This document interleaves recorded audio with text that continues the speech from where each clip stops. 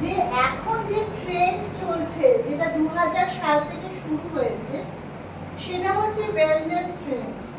Wellness মানে হচ্ছে ভালো থাকা, এবং যারা এই ওয়েলনেসকে ব্যবহার করে এগোনোর কথা ভাবছেন তারা হিউজ আকারে নিজেদের লাইফে সাকসেসফুল হচ্ছে। ঠিক আছে, সেই ট্রেন্ড অলরেডি শুরু হয়ে গেছে কিন্তু 2000 সাল থেকে।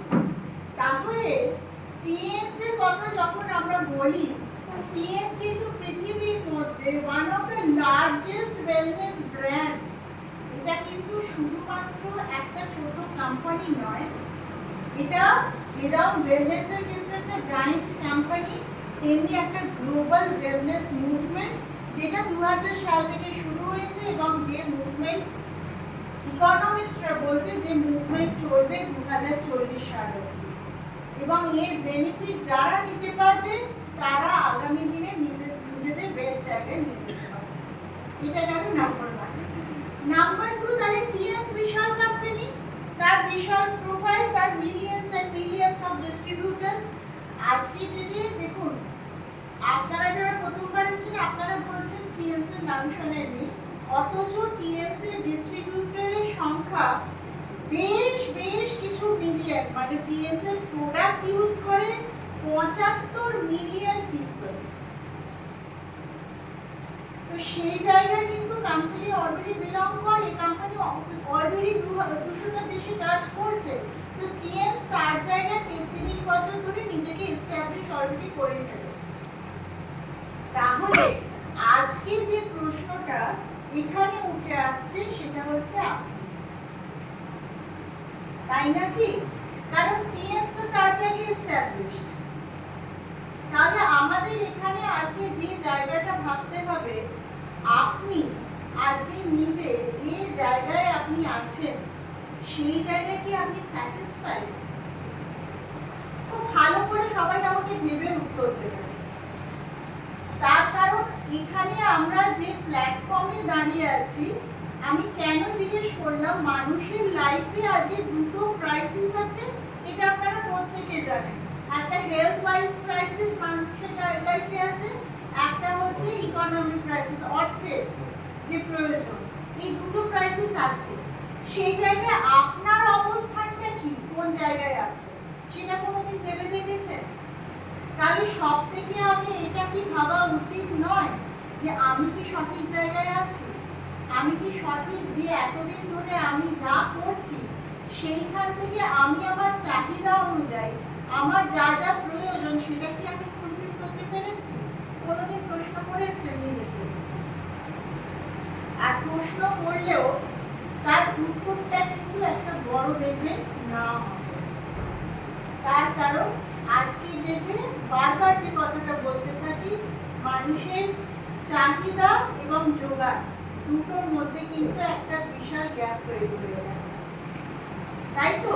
তো সুতরাং দেখুন, কেউ ফিজিক্যালি খুব বেশি রকম অসুস্থ হয়ে পড়েছে, কেউ তার যে ফিনান্সিয়াল যে কন্ডিশনটা সেই জায়গা থেকে সে বেরোতে চাইছে।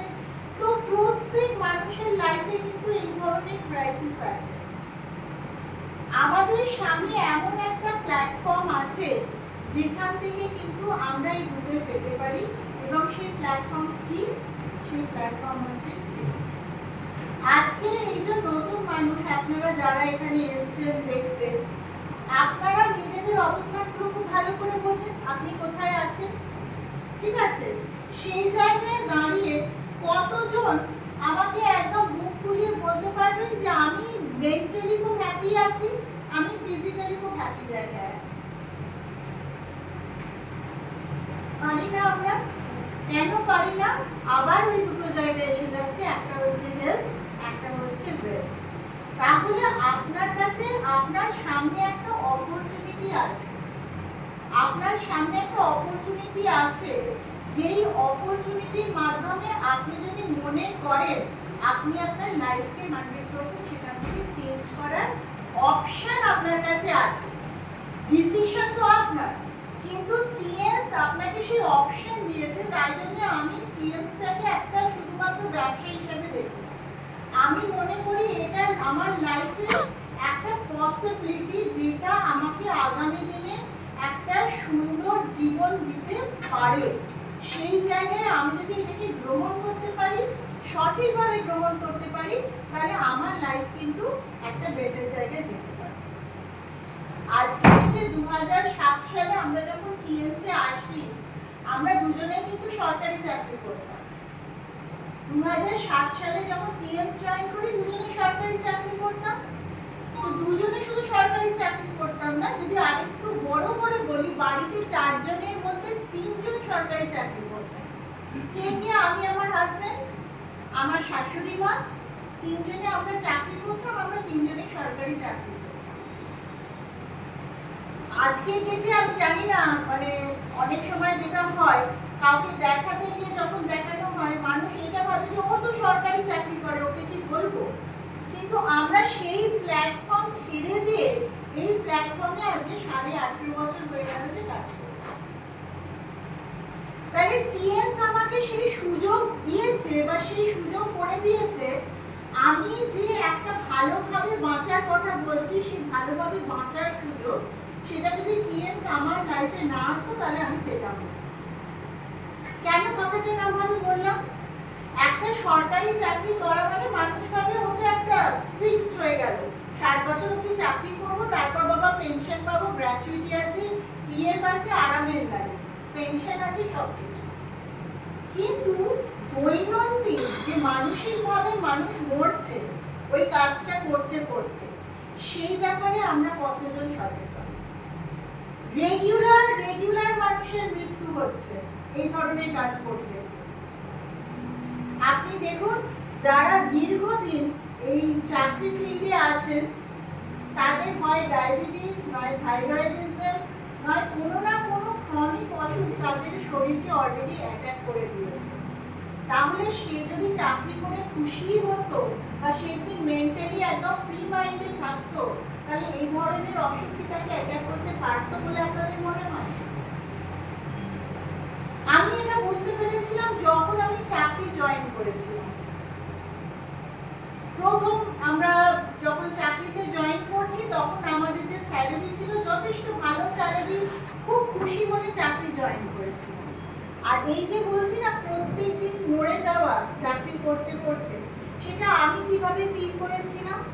প্রথম 1 মাস 2 মাস খুব আরামে ছিলাম, ভাবছিলাম খুব ভালো কাজ করছি, মাসের শেষে মাইনে আসছে, খুব মজা হচ্ছে।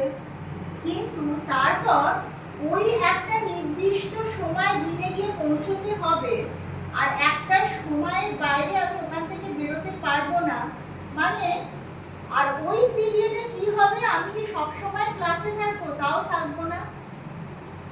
স্কুলে বিভিন্ন রকম প্রেশার আছে, পলিটিক্যাল প্রেশার আছে, হেডমিস্ট্রেসের প্রেশার আছে, টিচারদের মধ্যে রেষারেষি আছে, অনেক রকম উল্টোপাল্টা আলোচনা আছে, ঝগড়া আছে।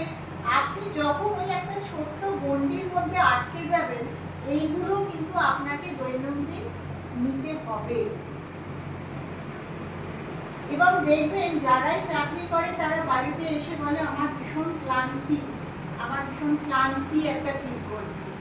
ক্লান্তি কিন্তু কাজ করে মানুষের হয় না, ক্লান্তি তৈরি হয় মানসিকভাবে সে যখন খুশি না হয়, মানসিকভাবে সে যখন হ্যাপি না হয়, সেই জায়গায় তার ক্লান্তি তৈরি হয়। তো আমিও সেটা ফিল করতে পারছিলাম কিছুদিন চাকরি করার পর। মনে হচ্ছিল একটা জেলখানায় আটকে গেছি, এখান থেকে বেরোনোর কোনো উপায় আমার কাছে নেই। ওই একই ঘটনা, বিভিন্ন রকম পলিটিক্যাল প্রেশার, তার সঙ্গে হেডমিস্ট্রেস যা বলবে সেই রকম ভাবে আমাকে চলতে হবে, টিচারদের মধ্যে রেষারেষি, আরো অনেক ব্লা অনেক আছে, সেগুলো না গেলাম না। তাহলে আপনি যে ফিল্ডেই থাকুন না কেন, সেখানে দেখুন মানুষের যে নেচার, সেটা হচ্ছে আপনাকে কুল ডাউন করার, টেনে নামিয়ে দেওয়ার প্রবণতা। আর সেটা কিন্তু যে ফিল্ডে আপনি থাকুন না কেন, সেটা নর্মাল ব্যবসায়ী হোক, চাকরি হোক, সব ক্ষেত্রে আছে। কিন্তু আজকে আপনারা এখানে যে প্ল্যাটফর্ম দেখলেন, সেখানে আপনি কেন আসবেন এটা প্রথমে আপনাকে ক্লিয়ার করতে হবে। কেন আসবেন? কারণ প্রত্যেক বাড়িতে আজকে ডেটে হেলথ ইস্যুস আছে। তাহলে এই ধরনের যে জিনিস দেখানো হয়েছে, এইগুলো প্রত্যেক ফ্যামিলিতে লাগবে। Yes or yes? Yes. প্রত্যেক ফ্যামিলিতে তাহলে এখানে সবথেকে মজার ঘটনা হচ্ছে আমি আমার পরিবারের জন্য জিনিসগুলো নেব, আমার কাজ অটোমেটিক্যালি শুরু হয়ে যাবে। এখানে মজাটা এইটাই যে আমি আমার ব্যবহার আমার পরিবারকে ভালো রাখার জন্য জিনিসগুলো নেব, আমার কাজ অটোমেটিক্যালি শুরু হয়ে যাবে। আর এখানে যতক্ষণ না আমি মানুষকে বলবো ততক্ষণ কিন্তু আমার আমি যে প্যাটার্নে কাজ করব সেই প্যাটার্নটা তৈরি হবে না, একটা টিম আমার তৈরি হবে না, তাই তো? তাহলে আমি যদি টিম তৈরি করতে চাই তাহলে আমি কি তাকে টেনে নামানোর চেষ্টা করব না তাকে তুলে নিয়ে যাওয়ার চেষ্টা করব? তুলে নিয়ে যাওয়ার চেষ্টা করব। তো আমরা এমন একটা প্ল্যাটফর্মে আছি যেখানে আমরা ফিজিক্যালি শুধু নিজেদের সুস্থ রাখবো না, একে অপরকে 100% সাহায্য করব, হাত ধরে তাকে টেনে তুলে নিয়ে আসবো যাতে সেও আগামী দিনে একটা ভালো লাইফ লিড করে, যাতে একটা উইন-উইন সিচুয়েশনে সবাই একটা সুন্দর লাইফ লিড করতে পারে, তাই তো? তাহলে অন্য প্ল্যাটফর্মের থেকে অন্য প্ল্যাটফর্মে যে কারণে ক্লান্তি তৈরি হয় আপনার কি এখানে সেটা হবে? কি মনে হয়? হবে না। আমরা সবাই সবার জন্য ওয়ার্ক করব, সবাই সবাইকে হেল্প করব এবং একটা উইন-উইন সিচুয়েশনে কাজ করব। একদিক থেকে আমার পরিবার সুস্থ থাকবে, একদিক থেকে আমি এখানে একটা এমন ইনকামের সোর্স তৈরি করব যেখানে আমরা বলি সেটা হচ্ছে একটা পাইপ থাকবে, যেই পাইপ দিয়ে একটা কল থাকবে, সেই কলের মুখ খুললেই সেখান থেকে কিন্তু আমার ইনকাম ফ্লো করবে। ঠিক আছে? আর